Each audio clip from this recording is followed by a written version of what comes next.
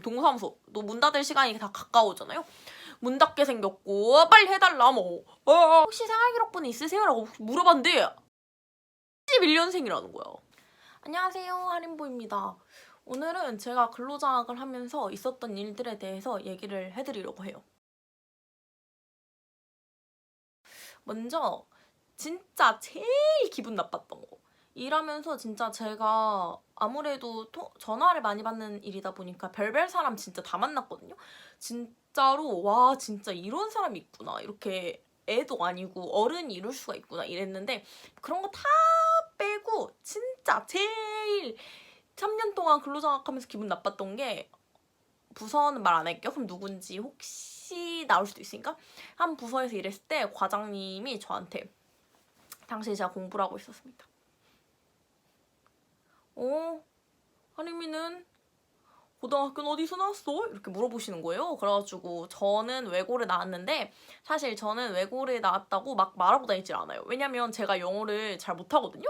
근데 외고 나왔다고 하면 사람들이 당연히 영어 잘할 거다 막 이런 편견이라고 해야 되나? 뭐 좋은 거긴 한데 부담스러워가지고 웬만하면 말 안 하려고 한단 말이에요. 근데 계속 물어보시는 거예요.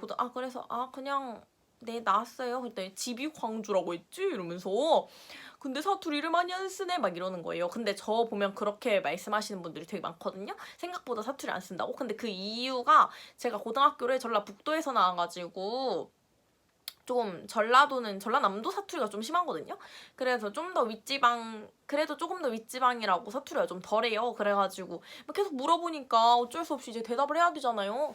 그래가지고 그냥 다른 지역에서 나왔다. 그랬더니 막 계속 물어보는 거예요. 그래서 그 이제 학교 이름을 말했어요. 그랬더니 저한테 아니 근데 외고 나왔는데 왜 아주대를 오지? 당연히 서울대 다 가는 거 아닌가? 뭐 이러는 거예요.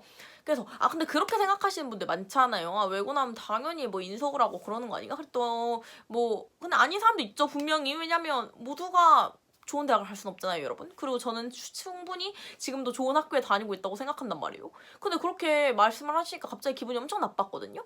근데 거기서 더해가지고 자기 본인 아들 이야기를 하기 시작하는 거예요. 꼭 그런 거 있잖아요. 그래가지고 아니 우리 아들은 말이야 과학고를 준비했었는데 떨어졌어.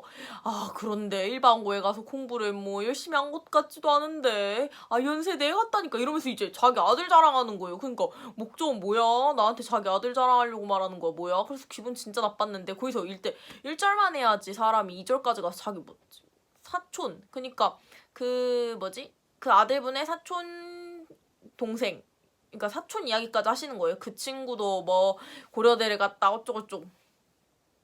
그래서 기분이 상당히 나빴습니다. 지금도 생각나요. 진짜 너무 짜증나. 아무리 그래도 그렇지 과장님이잖아요. 그러면 나이가 몇 살이야? 최소 50인데 아니 사람 앞에다 대고 그렇게 원래 얘기를 하나? 그냥 제 기분을 전혀 생각하지 않은 말. 그래서 전 진짜 일하면서 다 좋다 생각했거든요. 학교에서 일하니까 뭐 특별히 뭐라고 하는 사람도 없고 엄청 혼나지도 않고 그래서 다 좋다 생각했는데 과장님 그 얘기하니까 너무 기분 나쁜 거예요. 아직까지 기억하고 있답니다. 네, 그렇습니다. 그런 사람이 있어요, 여러분. 근데 그냥 뭐 아무렇지 않은 척 하려고 그때는 그랬죠. 허허허허허 웃으면서. 보니까 다른 선생님들이 다 자기 말 안 들어주니까 다 싫어했거든요. 다 안 들어주니까 나한테 괜히 내가 제일 만만하니까 와가지고 얘기한 거야. 짜증나. 어쨌든 그런 일이 있었습니다. 그리고 또 이제 진짜 무서웠던 얘기? 약간 그런 얘기를 하자면 제가 이제 입학처에서 그 전화를 받고 있었어요. 네 이렇게 딱 전화하면서 네 아주대학교 입학처입니다 이러는데 갑자기 어떤 남자분이었거든요. 그랬더니 졸업증 명서? 를 떼야 된다고 자기가 그러면서 어떻게 하냐고 물어보는데 저희 쪽은 그 담당이 아니잖아요 여러분. 누가 입학처에 졸업지원서를 어떻게 떼냐고 물어봐요. 그래가지고 저희 쪽 담당이 아니어가지고 그쪽 담당을 연결해 드리겠습니다 했는데 이제 그분이 화가 난 거야. 왜냐면 이미 이렇게 돌고 돌아서 우리 쪽으로 전화가 온 거예요. 그러니까 이게 학교 시스템의 문제인데 그 처음에 전화를 받는 부서에서 자기들이 일을 잘 모르잖아요? 그럼 귀찮으니까 다 우리 쪽으로 넘긴단 말이에요. 그러면 우리 쪽은 우리 쪽 담당이 아닌 걸 또 넘겨야 되니까 솔직히 받는 사람 입장에서는 기분이 나쁠 수도 있을 것 같긴 해. 근데 어쩔 수 없잖아요. 우리가 뭘 해줄 수가 없는데. 근데 이제 당시에 저는 그 이제 학교 프로그램을 잘 모르던 시절이었는데, 어쨌든 그분이 그러니까, 다른 데로 돌려드리겠습니다. 이랬는데 막 화를 내는 거야. 아니, 내가 지금 몇 번이나 전화해가지고, 계속 돌려준다는 소리만 하고, 여기저기 전화했는데 받지도 않고 짜증나 죽겠다면서 막 진짜 엄청 무서웠어요, 솔직히. 엄청 그 전화상으로도 막 이렇게 머리 끝까지 화가 차오른 그게 느껴지는 거야. 왜냐면 당시에 우리가 단축근무 시즌이었거든요. 그래가지고 다른 부서도 다 4시면 퇴근을 했는데 이제 4시가 넘어서 전화가 오신 거예요. 그러니까 당연히 다 퇴근한 부서들은 어쩔 수가 없지 퇴근했는데 근데 본인이 그걸 오늘 꼭 내야 된다는 거예요. 그래가지고 그거를 팩스로 우리 쪽에서 뽑아가지고 보내주면 자기가 팩스를 받으려고 동사무소에서 우리를 지금 전화를 하고 있다는 거야. 난 그게 진짜 이해가 안 됐거든요. 왜냐면 본인이 꼭 오늘까지 내야 되는 중요한 서류를 왜 도대체 오늘 받냐고. 그렇잖아. 그렇게 중요한 서류였으면 미리미리 체킹을 했어야지. 다 큰 취직까지 하신 분이 이제 취직했다고 그게 필요했다고 한 거였거든요. 근데 그런 분이 왜 그걸 당일날 직전에 물어보냐고. 그것도 일단 첫째로 이해가 안 됐고 팩스를 받으려고 동사무소에 가 있다. 이것도 약간 좀 뭐지? 진짠가 싶었어요.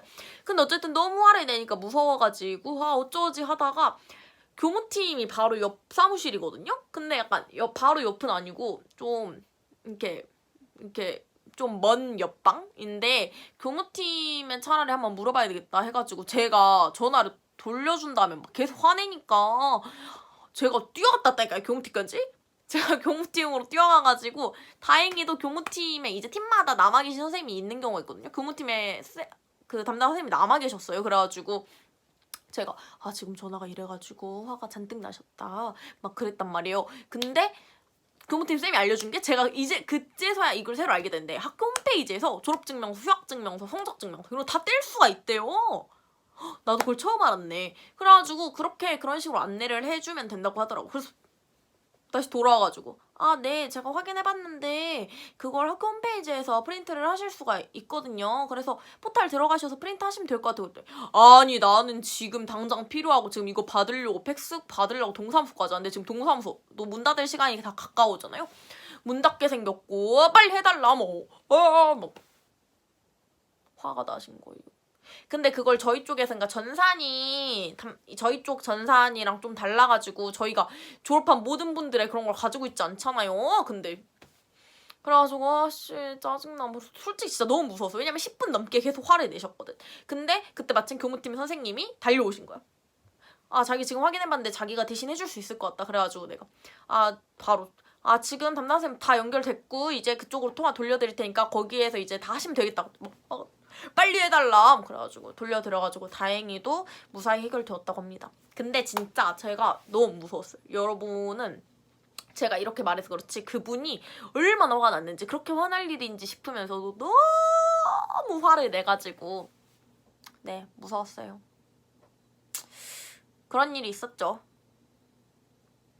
진짜 솔직히 너무 무서웠어. 그리고 생각보다 이거 말하는데 되게 오래 걸린다. 영상이 길면 사람들이 잘 안 보더라고요. 근데 하나만 더 얘기할게요. 하나만. 진짜 엄청 많거든? 다음에 또 2편을 하는 걸로 하고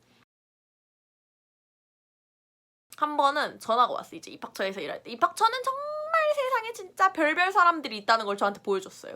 아주 전화가 왔어. 네, 안녕. 아주대학교 입학처입니다. 이랬는데 선생님 이러면서 제가 그 간호학과를 가고 싶어서 그러는데 혹시 지원이 가능할까요? 이렇게 물어보시는 거예요. 그래서 내가 네, 왜 그러세요? 그랬더니 제가 나이가 좀 많아가지고 그랬더니 이제 저희 학교 같은 경우에는 그 종합전형은 그 출생 연도가 그 졸업 연도에 상관없이 지원이 가능하세요. 그리고 논술 같은 것도 당연하고 그래가지고 네, 지원 가능. 교과는 이제 안 되지. 교과는 안 되는데 지원 가능하세요. 그랬더니 그럼 혹시 편입도 될까요? 라고 물어보시는 거예요. 근데 이제 이게 중요한 게 우리 학교 간호학과 같은 경우에는 일반 학사 편입이랑 일반 편입이 아니라 간호학사 특별 편입이랑 제도로만 뽑고 있단 말이에요. 그게 뭐냐면 그러니까 전문대학교에서 간호대를 나와가지고 그 간호사 수료를 한 학생들이 이제 지원을 해서 3학년으로 들어오는 시스템이에요. 근데 이제 그걸 말씀을 드렸지. 저희 같은 경우는 일반 편입이 없고 이제 그 간호학사라고 간호학사 자격증이 있으시면 된다. 간호사 자격증이 있으시면 된다. 그랬더니 그분이 제가 사실 그러니까 이제 뭐 전문대 이야기를 하시면서 거기서 간호학과를 다녔었는데 그 2학년까지 하고 이제 3년제잖아요. 간호학과는 2학년까지 하고 몸이 좀 안 좋아가지고 쉬다가 결국 자퇴를 했거든요. 그래서 내가 그러면 뭐 저희 쪽에서 해드릴 게 없을 것 같은데 그랬더니 그 뒤에 또 이제 뭐 대학 사이버대학을 말하면서 사이버대학교에 가가지고 사회복지를 전공을 했는데 그것도 하다가 몸이 별로 안 좋아가지고 지금 다 못 끝낸 상태예요. 그러니까 뭐야 결론은 뭐 하나 졸업장에 제대로 된 게 하나도 없다는 거잖아. 그러면 쓰실 수가 없다. 그래서 그럼 다른 방법은 없을까요? 그래가지고 그러시면 이제 종합전형을 지원하시거나 이제 수능을 보셔서 들어오거나 논술을 보시는 방법이 있다. 근데 제가 공부는 좀 어려워서 수능은 솔직히 어려울 것 같고요. 학생부 종합전형이 뭔가요? 이렇게 물어보시는 거예요. 근데 나이 많으신 분들은 모를 수도 있지. 근데 나는 나이가 아무리 많다 해도 이제 솔직히 편견이긴 하지만 아무리 많다고 해도 그래도 30대나 됐을까? 20대 후반에서 30대 초반이라고 생각을 했어요. 그래가지고 이제 그게 이제 생활기록부랑 자기소개서 바탕으로 평가하는 건데요. 그랬더니 혹시 생활기록부는 있으세요? 라고 물어봤는데 71년생이라는 거야. 리얼 쇼킹. 71년생이면 저희 아버지랑 동년배시거든요. 왜 갑자기 71년생이신 분이 간호사가 되고 싶었을까?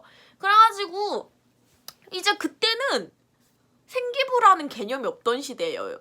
그러니까 수미양가 이 시절이잖아요. 그러니까 우리랑 완전 시스템이 지금 다르단 말이에요. 그래서 솔직히 지원이 어려우실 것 같다는 생각을 했어요. 왜냐면 뭐 어떻게 할 수 있는 방법이 없잖아요. 그래서 조금 어려우실 것 같아요. 나이가 생각보다 많으셔가지고 그러니까 지원은 할 수 있는 나이긴 한데 생활기록부가 갖춰져 있어야 됩니다. 그랬더니 그러면서 이제 갑자기 이건 아무것도 아니었어. 일단 여기까지 얘기하는데 10분이 걸렸거든. 근데 이제 본인의 인생 이야기를 갑자기 하기 시작하는 거예요. 그래가지고 자기가 어떻게 해서 간호전문대를 갔는데 거기서 왜 그만뒀고 자기가 이제 사회복지를 전공을 하는데 화병이 있대.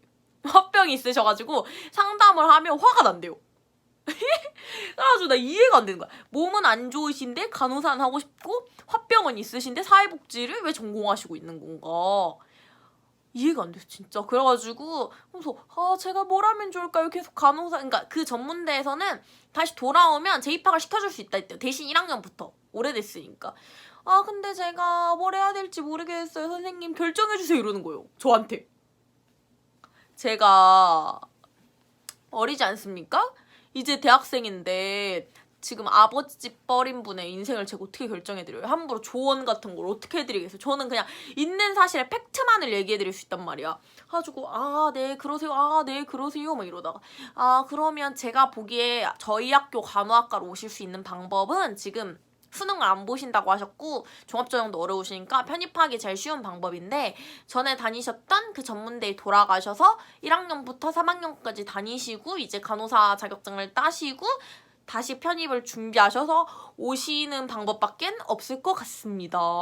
그랬지. 그랬더니 솔직히 막막하잖아요. 얼마나 한창 어린애들이랑 다시 시작해야 되는데 물론 나이가 드셔도 도전하고 싶으신 열정만 있으면 다 할 수 있는데 이제 그분은 그럴 의지까지 많이 없어 보였어.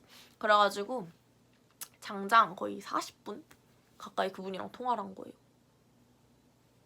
진짜 머리가 너무 아팠어. 와 진짜 내가 이 얘기를 왜 들어주고 있었지? 근데 막 매몰차게 끊을 수가 없잖아. 저는 그런 거 관심 없어요. 안 되십니다. 이러고 탁 끊고 이러면 안 되니까 우리 이미지가 너무 안 좋아지잖아. 그래서 근데 더 웃긴 거는 다음날 그분이 전화가 또 온 거야. 근데 전화 받는 사람이 같은 사람일 거라고 생각을 못 했는지 똑같은 이야기를 또 하시더라고. 그래가지고 다음날도 한 20분 더 들어드렸습니다. 근데 그 뒤로는 연락이 안 오시더라고. 왜냐면 제가 좀 힘들 것 같다. 차라리 딴 학교를 알아보셔라. 그렇게 얘기를 했거든요. 힘들었습니다, 여러분. 그런 분들이 있어요. 진짜 신기하지 않나? 약간 와 진짜 신기하다. 이런 사람이 진짜 많습니다, 여러분. 제가 이거 생각보다 영상 길이가 길어져가지고 다음에 2탄으로 한 번 더 돌아올게요. 2탄 네, 그렇습니다. 다음에 또 재밌는 이야기가 궁금하시다면 구독과 좋아요 눌러주시고 알림 설정까지 하고 기다려주세요. 그럼 이만! 아리링!